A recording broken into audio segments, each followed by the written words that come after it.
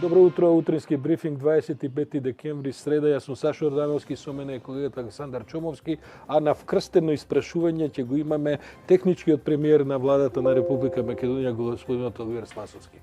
Ве најавам како технички премиер. Па лоша ми е најавата. Добро. Лоша ми е најавата, затоа ќе одлучи. Да видам дали ќе имаме веста на денот, затоа се видувам, да. Затоа ќе одлучи партијата. Добро, тогаш се уште го имаме Тоа значи дека е фейк вест или дека уште не сте решили? Кога очекувате всушност? Дека не сме седнале да одлучуваме кој ќе одлучиме. Кога се очекува тоа? Па очекуваме до крајот на недела да имаме состаноци во партијата, да разговараме околу овие прашања и да донесеме одлука. Добро, веднаш да ја нападнеме таа тема, ако дозволите. Вчера предизвика прилично негодување во политичката, па и во општата јавност, изјавата на премиерот дека изборите може и да се одложат доколку не се донесат некои закони. Тоа е некоја вака инспиративна изјава во даден момент или тоа навистина го размислувате во партијата? Па ја не знам колку предизвикало тоа негативни реакции или позитивни. Значи има и едни и други реакции кои што се предизвикуваат во македонското општество. Коалицијскиот партнер ви беше негативна реакција, сите опозициони партии и претседателот на државата. Меѓутоа, тоа што беше кажано е факт во услови кога вие имате најважни законски решенија кои што се наоѓаат во собранието да бидат закочени и без никаква причина тоа да се направи во одреден момент. Без никаква, предпоставувам, функционална причина, да, бидејќи опозицијата има корист да ви ги кочи проектите за кои сметаат дека се изборни. Сметам дека сите овие разлики треба да се надминат и доколку се надминат ние немаме проблем да се одржат изборите на 12 април, да одиме во предвидениот термин.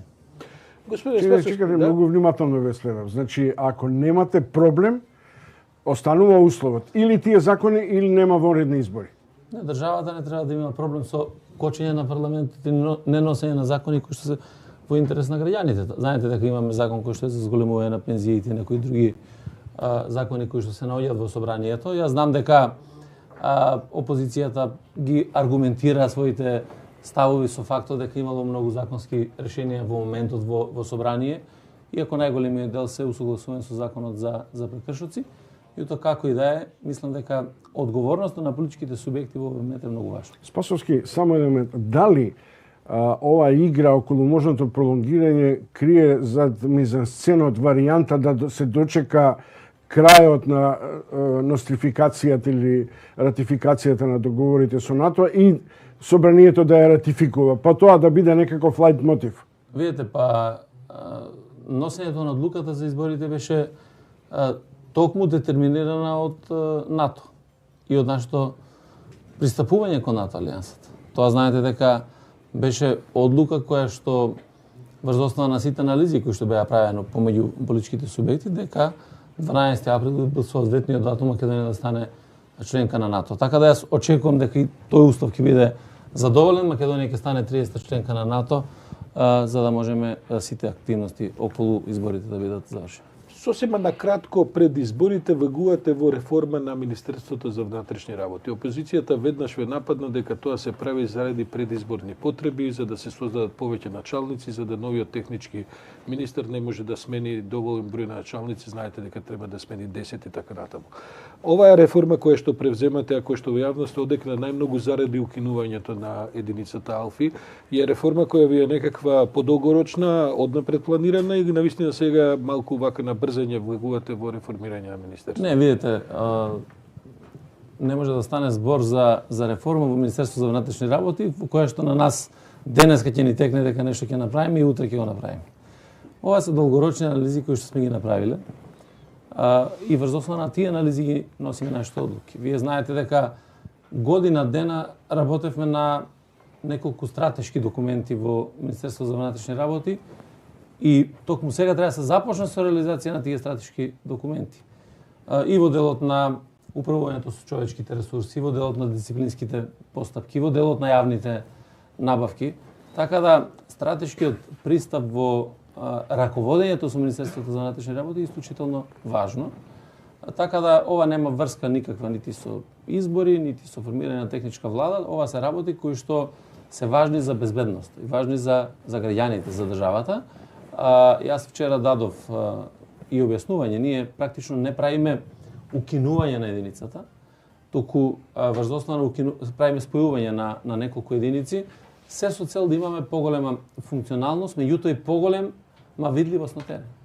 Вие знаете Мислите во униформа поголема видливост? Па да, и во униформа затоа што имавме досега единица за јавен ред и мир која што беше насочена кон одржување на настани, манифестации и така натаму, и таа беше ангажирана само во тој сегмент.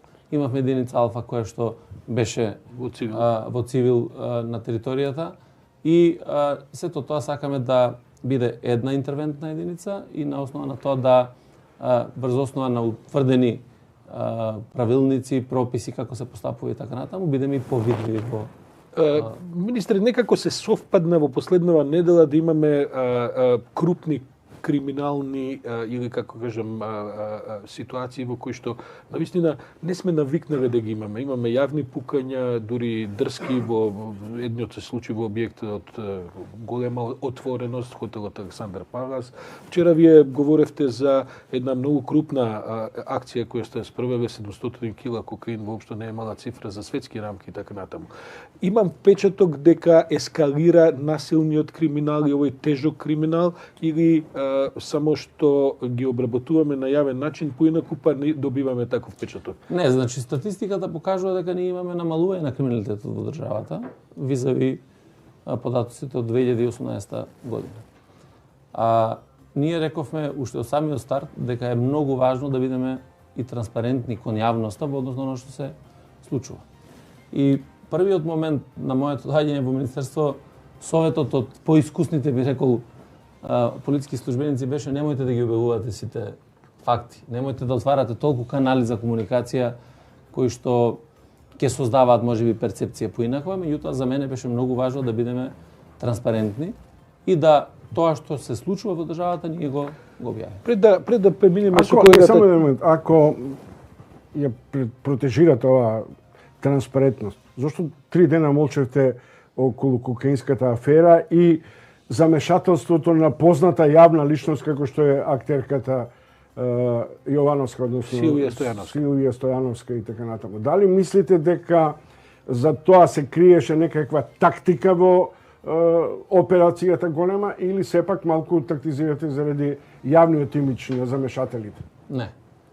Апсолутно прво ние не ја скривме информацијата, ние ја потврдивме информацијата како министерство, а вчера направивме пресконференција на објавување на факти заради тоа што ова беше меѓународна акција и ние заедно се координираме со колегите во Шпанија и со правосудните органи и во Македонија и во Шпанија во моментите кога треба да биде објавено. Така да, јас ве разбирам вас медиумите дека сакате веднаш и одма, ако може, и пред камери да ги водиме истрагите, ама тоа просто не е можно.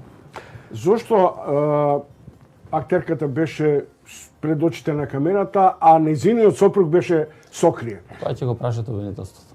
Кога треба да ме насочите на обвинителството, останува вашата изјава на оден начин прилично детектирана, а тоа е сте разочарани зашто обвинителството не ги завршува оперативните сознанија до кои доаѓате во битката со криминал и не процесуира дела. Па не да сум разочаран, ни длабоко сум навреден и како граѓанин, не како министер, најмногу како граѓанин, заради тоа што сметам дека ако сакаме да владее правдата, ако сакаме правдата да биде достижна, таа мора да значи функционирање на сите институции на системот. Добро, ама што значи тоа, министре, бидејќи ова го кажувате со голема тежина, имате забелешки за докаде отиде на политичката реформа во обвинителството, бидејќи таму се сепак обвинителите кои што се таму со децении. Таму се обвинителите кои му беа десни раце на Марко Зврлевски, на сите претходни режими и така натаму. Тоа го критикувате или критикувате некаква, како да кажам, системска, реформска агенда која не се остварува доволно брзо? Па видете, ние можеме да правиме реформа каква сакаме, легислативна реформа. Ама таа не е доволна. Ние, јас 100 пати сум кажал, реформа е најважно да направиме во нашиот ум и во нашето размислување. И тоа не може да го сватат некои луѓе веројатно. И нормално остатоците од режимот кои што се наоѓаат и во јавното обвинителство и во судството и така натаму, и сметам дека и судскиот совет и советот на јавни обвинители треба да работи малку поинтензивно во однос на овие сознанија кои што ги имаме. Дури и сега бирате зборови, велите треба да работи малку поинтензивно. Ги пакувате, работите. Гледайте, сите анкети покажуваат дека луѓето не се задоволни бидејќи што е инаку проблеми на јавноста. Тие очекува брзи промени, пожустри промени, вие од друга страна следите процедури.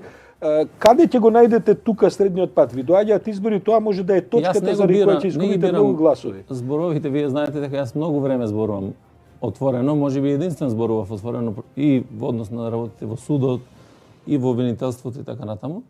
И еве ако сакате и одма нека работат, има предмети веројатно, гледам председателот на судскиот совет најавува, председателот на јавно-обвинителскиот совет, и треба да бидат ефикасни во однос на утврдување на одредени факти што ги имаат и кон обвинители и кон судии. Јас тоа го кажувам и тоа го барам. И тоа го бара и македонската јавност. И верувајте, ако тоа се случи, да имаме одговорност кај судија, кај обвинител, кај полициски службеник, како што се случува дека имаме одговорности, тогаш веднаш поинакво размислување ќе има и внатре во институцијата. Па нема да можеме да држиме предмети кои што стојат таму по не знам колку време, не се постапува по нив, нема да се прават калкулации, па денеска одложи го предметот, па утре да застари, па ова да направиме, па она да направиме. Нема да ни се случува да имаме наоѓање во куќа 80 мигранти, па да кажеме ајде по редовна постапка нека оди овој случај. Нема да ни се случува да имате напад на полициски службеници во сите овие години и ниту еднаш да не се побара притвор за сторителот и така натаму. Сите тие работи создаваат неправда во општеството. Да доследам оваа логика на која што одговара министерот. Љубено Ѓурчевски, кој што беше висок функционер во МВР, сега е пензионер и така натаму, во телефонски разговор пред ова наше интервју вели дека некако се поместија со правните реформи, со демократските реформи во општеството, се помести тежиштето од заштита на жртвите кон заштита на криминалците. Барем така се добива впечаток. Се повеќе се говори за правата на криминалците, се повеќе се говори за овој тип на намалување на притисокот врз нив, за услови во затвори и така. Имате таков впечаток или е можеби ова едно изместено читање на тежиштето на реформите?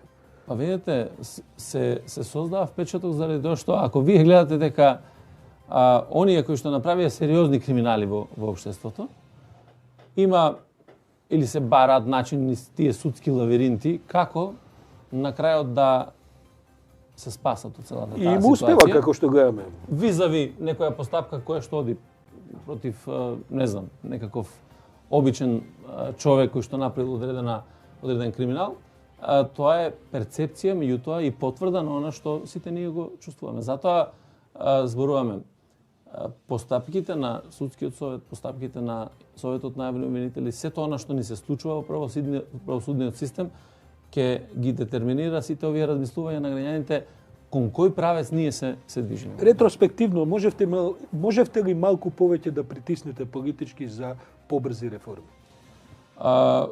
Видете, јас мислам дека притисокот политички е доволен, заради тоа што не знам што повеќе треба да направи политиката, а од друга страна да кажеме да не треба да се мешаме во судството, затоа што таа е многу тенка линија.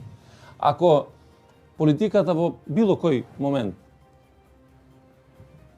даде одредена препорака према судството, према обвинителството, према конкретен предмет, према судија, веднаш имаме реакција дека вие сакате да се мешате во работата на судството. Јас сакам само да апелирам тие да си ја работат работата, не ние да се мешаме.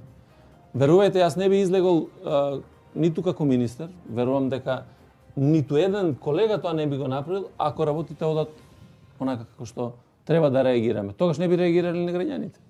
Кога прислушкуваат штабовите на големите олигарси? Камчев прислушкува, снима во својот дом. Него го прислушкуваат. Се зборува дека, јавно зборуваше еден новина, дека Минчо Јорданов, сите екс разузнавачи и контраобавештајци се во него со цела една екипа на разузнавање. Имате вие такви информации во кои се измести легалноста на процесите во битката со криминал? Видете, ви кажам, значи прво сакам оваа работа со факти да искажеме пред јавноста за да не манипулираме. Прво прислушувањето е една работа, значи следењето на комуникација е една работа и тоа се одвива во рамките на институции на начин на кој што е пропишано во Законот за следење на комуникација. Кога стануваше збор за прислушување, ние зборевме за прислушување од институциите кои што беа злоупотребени, од Мијалкови за кои што се водат постапките. Овие моменти кои што вие ги кажувате, дали некој во приватна фирма вработил луѓе разузнавачи и така натаму, и дали тие работат за нешто друго, не за тоа што треба да работат. Дали некој некого снима во не знам, своите компании, дома кога ќе му отидете и така натаму, сепак тоа е работа која што треба во еден момент да биде пресечена и од страна на покренување на одредени постапки во однос на ваквите нелегални снимања кои што ги имаме, заради тоа што ние доведуваме во ситуација сега да секој секого може да снима со овие паметни телефони кои што ги имаме и така натаму, за да се докажува одредена состојба која што сака да ја докаже едниот или другиот, ама тоа треба да биде. Но се чини дека би недостасуваат и протоколи. Гледате, кај вас веројатно не во кабинетот. Меѓутоа видовме дека кај секретарот на владата може некој да дојде тајно да го вклучи телефонот и го снима целиот работен составок, кој претпоставам дека има и службена доверливост тој составок. Веројатно таков видите. Никој не покренува постапки. Друга е работата дали комплетната транспарентност не е добра за откривање на евентуални криминали. Меѓутоа и ова не е начин на кој може да се работи со секој секогаш снима дури на работни состаноци. Јас се согласувам дека тоа е така и веројатно и дел од функционерите тргнуваат од претпоставката на доверливост, би рекол, во работењето. Ако вие свикувате состанок со работници за кои што треба да разговарате на одредено прашање, никој веројатно не му е на памет дека треба да сега се заштитува од луѓето кои што треба да седат на состанок со вас, да разговарате. На крајот од кришата, иако ништо не правите на тој состанок, кое што е нелегално и така натаму, не ве тера на помислата дека некој ќе ве снима, па нешто треба дополнително да биде преземено. Јас кој зашто за големите олигарси. Дали нам ни се одметнува еден парабезбедносен систем надвор од институциите на државата, до толку повеќе што врвни професионалци од кај вас после пензионирање стануваат дел од екипи кои се занимаваат со ваков тип на следење. Ете ти кажам, тоа не може да стане збор апсолутно за некакви полициски структури кои што функционирале и така натаму, едноставно тоа се луѓе кои што за финансиски средства кажуваат големи приказни на големите олигарси за кои што тие ги плаќаат. Мислам дека на вас барем не треба да ви кажам, добро ви се познати големите олигарси и нивните работи кои што тие ги преземат. Почнавте ли со правење на изборните листи? Вие ќе бидете носител на изборна листа? Не сме разговарале, воопшто не сме започнале со тој процес. Кога ќе почнете, министре? Еве само што не е почнат процесот. Идната недела треба да одите во пензија активна во смисла на техничка влада ќе чекаме. Значи, кој ќе дое моментот да се формира техничката влада, ќе се формира техничката влада. Кој ќе дое моментот да разговараме за почеток за листите, ќе разговараме за листите и на основа на тоа ќе ги добиваме информации. Сашо вели, ако сакаш да влегуваш во диалошка форма со Спасовски, немој така нагло во стомак. Јас да ме прашам по пат, правите вие джогинг или заебе трениран овие митингашки случувања, па држите линија ваква? Многу активности, секојдневни, со многу часови работа, заради тоа што сепак и одговорноста е голема, и ангажманите се големи, тие мора да ги завршиме. Ја пак за полицијата, не ме препуштам низ моето решето. Кога сите зборуваме за ветинка и суди и за богатство и така, кога кај ветинка и полицијата? Зошто е факт во визуелна смисла дека високи функционери, поранешни и сегашни, се вклопени во разни бизнеси каде што продаваат информации. Вие сега ме делувате како да не сте биле во Македонија во период. Јас сум 35 години иста да те за управа и ми зборуваме сите. Кажувате дека е потребен ветинг во судство и во полиција, а ние веќе преминуваме на втората фаза на ветинг во МВР. Затоа ви кажувам. А која е таа втора фаза, например? Која е прва изведата за која ја не знам, например? Па веројатно немате информации или не сте ги слушале. Првата фаза беше преку работната група која што ја формиравме, да го направиме целосниот план, начинот, формата како да се спроведува ветингот. Професор Дуевски што ја води? Што ја водеше? Што ја водеше? Да. И со тоа добивте... Со тоа завршивме. Добивте организациона смисла. Која ќе почне процесот на прочистување? За тоа ја прашувам. Сега е формирана нова комисија која што треба да се занимава со тој процес и сега влегуваме во изборен процес. Јас би сакал тој процес да продолжи и во тој период. Меѓутоа, ако нема услови да продолжи, затоа што сметам дека колку ќе бидат заинтересирани да го продолжат процесот понатаму, тогаш после изборите треба да продолжи и да заврши целиот процес на ветинг за секој еден полициски службеник. Господин Оливер Спасовски, ви благодариме за ова кратко гостување 15 на минути. Почитувани гледачи, министерот Спасовски заминува на академско кафе на факултетот за безбедност, тоа му е следниот настан за некои 15 на минути, ама ти имаат ротациони светла, брзо ќе стигнат до излизова. Ама не го користим, не ги користим. Не ги користат. А ние продолжуваме со нашата следна содржина мисла на денот, малку ќе газиме околу вестите, ќе задоцнат некоја минута.